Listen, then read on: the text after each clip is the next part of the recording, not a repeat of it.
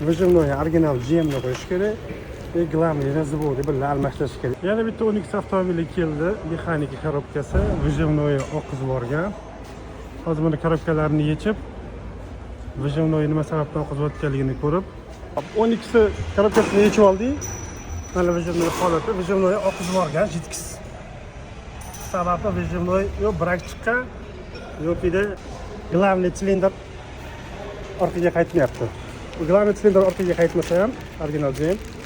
Glavniy silindr orqaga qaytmasa, keyingi safar pedal bosganda выжимнойga jitkisi borib tiqilib oxiri mashinadan qo'yib yuboradi. O'shaning uchun buni almashtirganda ko'p YouTube'da telefon bo'lyapti, savollar bo'lyapti. Buni almashtirganda biratolasi выжимной original GM'ni qo'yish kerak. Ve glavniy razvodi bilan almashtirish kerak. 2 kilometr komplekt almashtirsa, xudo xolasa muammo hal bo'ladi. Oqizib yubormaydi. Periodka shart emas. 12 ming yurgan mashina oqizib yuborgan.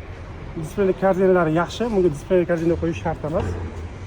Xudo xolasa videomizda manfaatli bo'layotgan bo'lsa, kimda 12 mexanika haqiga 12 okilarda shunaqa muammo bo'layotgan bo'lsa, o'zlariga yuborsalar, inshaalloh muammolarni hal qilamiz.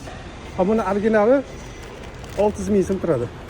Buni ham originali 600 ming so'm turadi. Bizning magazinlarda, bozorda balkim 5-10 ming arzonroq bo'lishi ham mumkin.